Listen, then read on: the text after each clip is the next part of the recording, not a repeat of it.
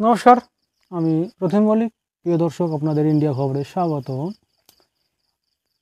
আপনারা জানেন যে বর্তমান এখন ভারতে যে নির্বাচন হচ্ছে, সেই নির্বাচনে কিন্তু এখন আমাদের যিনি প্রধানমন্ত্রী নরেন্দ্র মোদী, তিনি ভারত তথা পৃথিবীর মধ্যে কিন্তু এখন সবথেকে টপ লিডার। এখন তিনি সত্যি কি অপ্রতিরোধ্য? তাকে আটকাবে কে? তিনি কি সত্যি বিশ্বনেতা? এখন তার যে অ্যাচিভমেন্ট অর্থাৎ কৃতিত্বটা কোথায়? তিনি কিন্তু 2014 সালে তখন তিনি নির্বাচনে জিতে আসে। তারপর তিনি যে ভারতীয় যে ধ্যান ধারণা বা ঐতিহ্য, বা আমরা যদি বলি ভারতীয় যে সভ্যতা অর্থাৎ হিন্দু যে সভ্যতা, সেটা তুলে ধরার ক্ষেত্রে কিন্তু ভারতবর্ষে স্বাধীন ভারতে প্রথম যদি কোনো নেতা বা লিডার বা প্রধানমন্ত্রী যদি থাকেন, অবশ্যই তিনি মোদী। এর আগে বিজেপি থেকে যিনি প্রধানমন্ত্রী হয়েছিলেন অটল বিহারী, তিনি কিন্তু সেই ফের তুলে ধরতে পারেননি, কারণ তার উদ্দেশ্য ছিল, কিন্তু তিনি সংখ্যাগরিষ্ঠতা ছিল না। তাছাড়া তিনি সময় পেয়েছিলেন মাত্র 6 বছর, এবং 6 বছরের মধ্যে কিন্তু সেই ফের তিনি করতে পারেননি। তাছাড়া এবারে মোদির হাত ধরেই বলতে পারি কি, আমাদের যে হিন্দু যে সনাতন যে সভ্যতা বা ভারতীয় যে সভ্যতার যে পুনর্জাগরণ, এটা আমরা বলতে পারি। কারণ এই কাজটা তিনি 2014-তে তিনি ক্ষমতায় আসে, এবং 2015 সালে 21শে জুন তিনি প্রথম কিন্তু কি যোগ দিবস অর্থাৎ আন্তর্জাতিক যোগ দিবসের মাধ্যমে কিন্তু এই কাজটা তিনি করেন। আজকে আমরা দেখতে পাচ্ছি সারা পৃথিবীতে যোগ দিবস কিন্তু একটা অন্যতম কিন্তু একটা গুরুত্বপূর্ণ বিষয়ে কিন্তু দাঁড়িয়েছে। তাছাড়া ভারতীয় যে আমরা যদি বলি ভারতীয় যেটা পরম্পরা বা বেদ উপনিষদের উপর ভিত্তি করে যে গড়ে ওঠা, যেটা আমরা যদি বলি অরবিন্দু, রামকৃষ্ণ বা বিবেকানন্দ বা নেতাজি, এদের যে ধ্যান ধারণা, এই ধ্যান ধারণা কিন্তু তুলে ধরার ক্ষেত্রে কিন্তু মোদির কিন্তু একটা বিরাট ভূমিকা রয়েছে।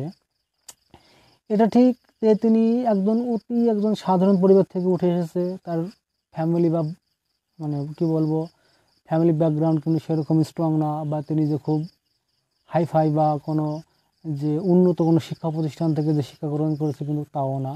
কিন্তু তবুও তার প্রতি কিন্তু একটা আবেগ কাজ করে। কারণ এখন যদি আমরা দেখি বর্তমান এখনকার তাপমাত্রা কিন্তু 123 বছরের রেকর্ড কিন্তু ভেঙে গেছে, অর্থাৎ 45 ডিগ্রি। বর্তমানে এখনকার তাপমাত্রা কিন্তু 45 ডিগ্রির ছুঁই বা 2-1 বেশি হতে পারে। কিন্তু আমরা দেখি যে তার বাড়ি কোথায়, গুজরাটে। তিনি যখন বাংলায় আসে, বাংলার বাচ্চা থেকে শুরু করে বয়স্ক বা শিক্ষিত বা অশিক্ষিত বা অর্ধশিক্ষিত যারা না বোঝে তাদের, বিশেষ করে যারা একটু অশিক্ষিত না বোঝে তাদের ভাষা, না বোঝে তার ইশতেহার, বা না বোঝে তার মানে ইতিহাস কিছু জানে না, কিন্তু তবু কি তাকে দেখার যে একটা আবেগ, যে মোদি মানে একটা ওয়েভ, বা মোদি মানে একটা আবেগ, বা কি একটা মিরাকেল কিছু ব্যাপার। কিন্তু ভারতবর্ষের ইতিহাসে এর আগে এরকম কোনো নেতার প্রতি এ ধরনের কিন্তু ক্যারিশমা কিন্তু কোনো নেতার তৈরি হয়নি। তাছাড়া তিনি যে ভারতীয় যে ধ্যান ধারণা বা ভারতীয় যে সংস্কৃতিতে পুনর্জাগরণের ক্ষেত্রে কিন্তু তিনি একটা বিরাট ভূমিকা গ্রহণ করছে। কিন্তু আমরা জানি যে কংগ্রেস এর আগে যে কংগ্রেস কিন্তু প্রতিনিয়তই একটা উদ্দেশ্য ছিল, আমরা জানি কি সংবিধানে কিন্তু ধর্মনিরপেক্ষ কথাটা কিন্তু ছিল না। কিন্তু ইন্দিরা গান্ধী তার যে একটা ক্রাইসিস ম্যানেজমেন্ট করার জন্য 1976-এ তিনি কিন্তু এই যে ধর্মনিরপেক্ষ কথাটা কিন্তু প্রয়োগ করে। তাছাড়া আর একটা কথা, যে কংগ্রেস প্রতিনিয়তই কিন্তু ভারতীয়দের ধ্যান ধারণা বা হিন্দু সংস্কৃতি বা তার ঐতিহ্য কিন্তু ধ্বংস করার ক্ষেত্রে কিন্তু তারা একটা অনবরত চেষ্টা চালিয়েছে, এবং সেটা করেছেও বটে। কিন্তু এখন ভারতের একটা হিন্দুদের একটা সংখ্যাগরিষ্ঠতা, তারা কিন্তু একটা হিন্দু আইডেন্টিটি বা একটা হিন্দু সত্তা বা একটা হিন্দু যে প্রাচীন যে হিন্দু সভ্যতার যে একটা চিরাচরিত যে একটা ঐতিহ্য রয়েছে, যার মাধ্যমে আমরা কি একটা গৌরব অর্জন করতে পারি বা আমরা গর্বিত হতে পারি, সেটা এখন বিশ্বের যে দরবারের কাছে আমরা কিন্তু একটা তুলে ধরার চেষ্টা করছে তিনি, এবং সেটা হিন্দুরা গ্রহণও করছে এবং সমর্থনও জানাচ্ছে। আজকে তিনি ভারতবর্ষের আজকে আপনারা দেখতে পারবেন যে সৌদি আরব থেকে শুরু করে দুবাই যে হিন্দু মন্দিরগুলো কিন্তু তৈরি হচ্ছে, এবং এখানে কিন্তু একটা হিন্দু বা ভারতীয় কিন্তু একটা সভ্যতার কিন্তু একটা পরিবর্তন বা একটা কি বলবো ট্রান্সফার যেটা ঘটছে। যেটা যদি আমরা দেখি, একটা সময় কিন্তু পাল সেন যুগেও কিন্তু একটা, বা মৌর্য বা গুপ্ত যুগে কিন্তু একটা ট্রান্সফার ঘটেছিল, যেটা আমরা বিভিন্ন দক্ষিণ পূর্ব এশিয়া এমনকি মধ্য এশিয়া থেকে কিন্তু ঘটেছিল। আজকে কিন্তু তারই কিন্তু পুনরাবৃত্তি হচ্ছে। আর এটা ঠিক যে আমাদের যেটা ঋষি অরবিন্দ একটা জায়গায় বলেছিলেন যে যাহা দেশত্ববোধ তাহাই হিন্দুত্ববোধ, অর্থাৎ একটা ছাড়া একটা কিন্তু বিকশিত হতে পারে না, এবং সেই কাজটাই কিন্তু তিনি এখন করছে। তাছাড়া হিন্দুদের যে হোমল্যান্ড থাকবে না তা তো হতে পারে না, কারণ কি পৃথিবীতে সমস্ত ধর্মের মানুষের মধ্যে জন্য কিন্তু একটা হোমল্যান্ড আছে, এবং হিন্দুদের আমাদের যে একটা যে সভ্যতা বা একটা সংস্কৃতির যে একটা ঐতিহ্য বা একটা গৌরবান্বিত করার যে একটা বিষয়, তার জন্য কোনো হোমল্যান্ড থাকবে না। এবং তিনি মানে বিরোধীরা যতই তার বিরুদ্ধে অভিযোগ করুক, ভারতবর্ষে কোনো রাজনৈতিক দল ধর্ম ছাড়া রাজনীতি করেছে? কেউ করেনি। কারণ কি, কেউ ধোয়া তুলসী পাতে না, কেউ করে সোজাসুজি, কেউ করে বাঁকা পথে।